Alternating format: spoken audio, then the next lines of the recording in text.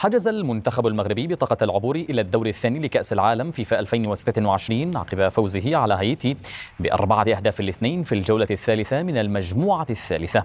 أسود الأطلس احتلوا المركز الثاني في المجموعة بفارق الأهداف خلف البرازيل.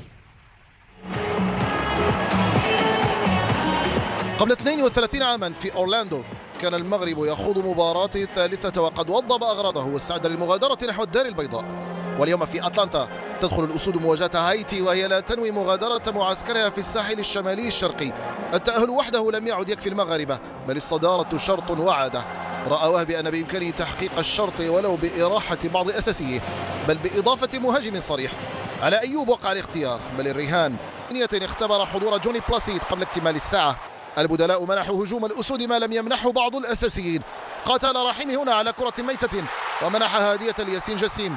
هدف الرابع أمن النقاط كاملة دون نقصان بنقاط 7 إذن ومركز